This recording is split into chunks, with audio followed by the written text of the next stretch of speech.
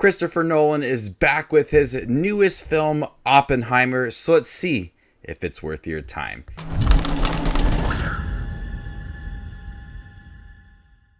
Hey everybody, my name's Justin here. I try to watch everything that hits theaters and on streaming services. If you guys are like me, go ahead and hit that subscribe button down below and click that bell notification for more up and coming content. During World War II, Robert Oppenheimer is appointed to work on the top secret Manhattan Project. Oppenheimer and a team of scientists spend years developing and designing the atomic bomb. Whenever it comes to a Christopher Nolan movie, you always feel like it is an event. From The Dark Knight to Tenet, his movies are well received and people appreciate his style of filmmaking and his dedication to making movies and using film to create these movies. And so whenever it comes to a Nolan movie, there's a lot of hype surrounding it. And there was a lot of hype surrounding Oppenheimer, which stars Cillian Murphy as the title character, Oppenheimer, the father of the atomic bomb. So many more people in here, from Matt Damon, Casey Affleck, Robert Downey Jr., Florence Pugh, Emily Blunt, Josh Peck, so many people within this film. And this is a long film, 3 hours long, and it moves pretty quickly. I was surprised with that, but there is a lot dedicated to this person.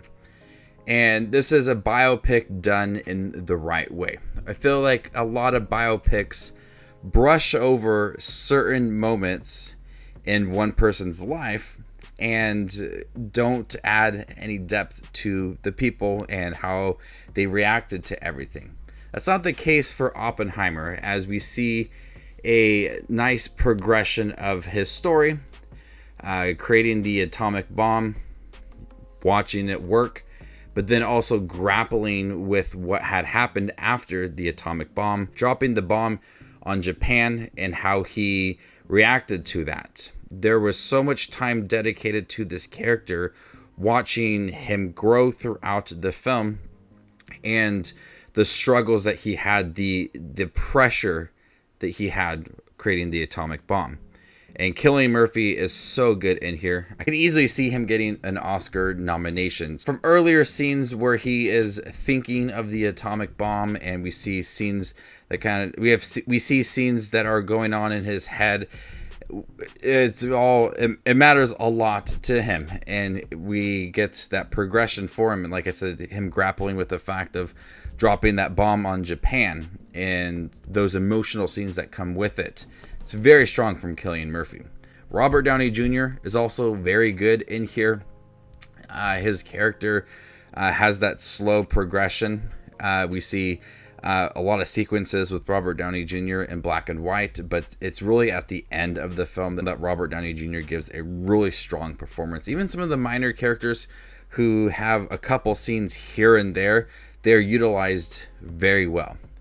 And with so many people in here, you see that these celebrities are very eager to work with Christopher Nolan. Casey Affleck, Florence Pugh, they're characters that don't have the strongest storylines in here, and they have limited screen time, but their roles are utilized very well, and the performances are strong just with those brief moments. So we see that these celebrities are really eager to work with Nolan, and they want to give each scene their all.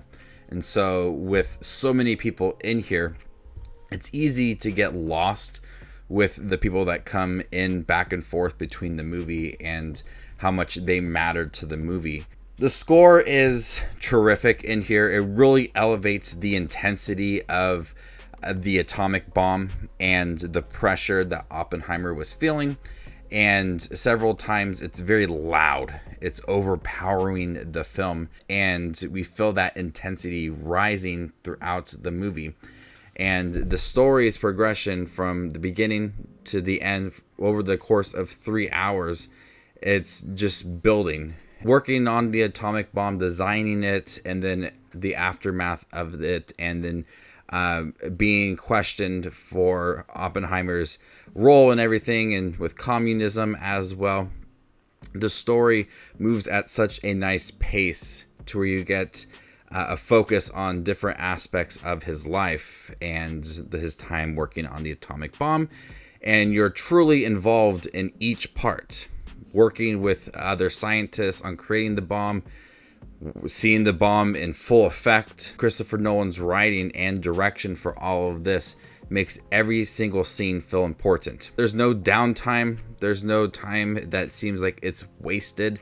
Every single scene feels important to the movie. And a lot of these longer films, because I feel like there's so many lately that need to be 3 hours long, that there's a lot of just wasted time. He's like, okay, I would cut out that scene or maybe this scene here and there, but Christopher Nolan utilizes every single scene to his advantage. Oppenheimer was really good. I loved the use of black and white scenes, and he has stated that there's no CGI in here, and I'm really curious to see how a lot of it was filmed, because a lot of the scenes are truly stunning, and you could tell that Christopher Nolan wants to show off how he made this movie and how good it looks. But the story I was interested in from beginning to end. The characters are fully fleshed out throughout this movie. There's a lot of depth given to Oppenheimer and what he's dealing with, the pressure, and then the effects of the atomic bomb as well. So the story and the character and the biopic story is done in the right way to where you really feel what he is feeling throughout this movie. Christopher Nolan once again knocks it out of the park. He continues to show why he is one of the best directors working today. And I was really impressed with this movie, and I would love to see it again. Really just sit down and focus on everything, because there are some things that I feel like I missed with this movie, with it being 3 hours, seeing it late at night. I got tired. I'm sure a lot of people did too.